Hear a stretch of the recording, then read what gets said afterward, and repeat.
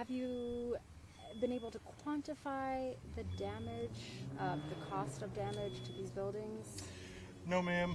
We have been just looking at the structural stability and safety aspects. We have not looked into the values. I think that information may come out more once insurance companies and things are involved. But at this point, like I said, we've been looking at structural stability first and foremost. When will business owners be able to come back and see their businesses in real time? So having conversation with the property owner that owns the building behind you all, as well as the demolished building, destroyed building, they are supposed to have a meeting with their insurance company tomorrow. After that, they're going to begin all of the debris removal. So once the debris is removed and it's no longer unsafe, the vehicles will also be removed, and then we will go unit by unit with the property owner and the business owners to make sure there are not any other issues.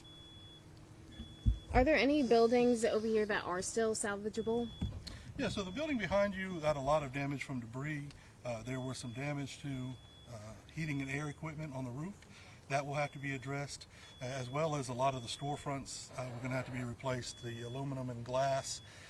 But for the most part, these buildings and the one behind it that houses the Ollie's and that shopping center had some minor but no major structural damage.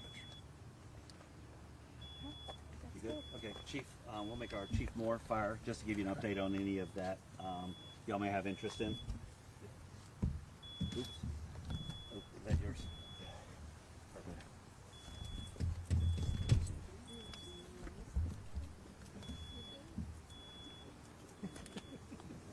I'll shoot over it myself. All right, it's all right. I've done that to you. Lots of time. You won't be on your side. Thank you.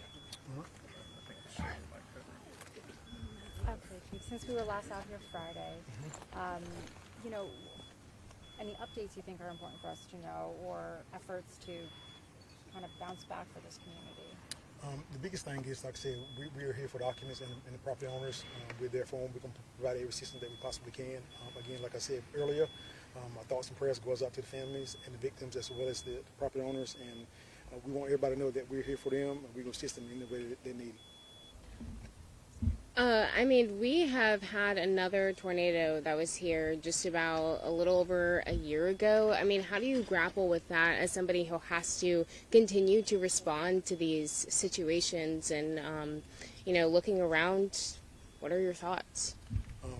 This city has had a lot of devastation within the last little bit over a year. But like I said earlier, we're very resilient. So I'm sure we'll definitely bounce back. When things like this come out or whatever, we tend to bond together a lot more than normal. You see, we have a lot of assistance, a lot of prayers. A lot of people have reached out for their assistance to give us, and we definitely welcome that. And I'm like I said before, I'm sure we definitely bounce back. Ain't no doubt about that. Chief, we can see how damaged everything is, but when you arrived on Friday, what was sort of the scene, the feel and atmosphere like? So, of course, you know, every emergency scene is very intense. Our main focus is to protect life and property. So the goal was to make sure that we make sure everybody's safe as we possibly can and render any type of medical care as needed and get them transported to the nearest medical facility as we could. The next thing we were going to focus on the hazards here from the devastation of the tornado. And we focused on that and we minimized it as much as we possibly could. So now after that phase, we were working on forward the recovery phase, start identifying hazards from the devastation, and we're still in the process of actually doing that, and so we're still in that process as we go now. So I understand, Chief, that those who suffered the most serious injuries were at this building. Can you speak to a little bit about their injuries? Because I mean, there's just a ton of bricks that is everywhere right now. Were they pinned in certain rooms? Do you know anything? Can you speak anything to that? I don't have that information. I know we were able to rescue everyone. I do know that. They need to be rescued. Yes, or extricated. Let me just say that, extricated from the building, and they were all transported to UNC Healthcare. Obviously, I mean, when you look around, the debris is evident. It's everywhere. What would you say is actually the biggest hazard at this point? You just mentioned the debris itself. Tripping hazards, the integrity of the buildings is always a safety issue. And that's the reason why we're here, to make sure that nothing is compromised when it comes to the integrity of these buildings. That's why we're not allowing occupants to get in there until we get a structural engineer to be able to make that assessment. And Chief, how did, responding to the tornado a year ago, and you get experience with that, how does that help you handle a crisis like this? I don't know if it actually helps you do that, but what I'm saying is you're a lot more prepared because you can take lessons learned from the previous tornado and you can apply it here. So those same tactics. One of the things that we make sure we want to do, we had enough personnel here to make sure we can assess everybody's needs once we got on scene. Perfect. Thank you. Thank you, sir. You're awesome. And obviously, if anyone's available out behind us, feel free to reach out to them directly.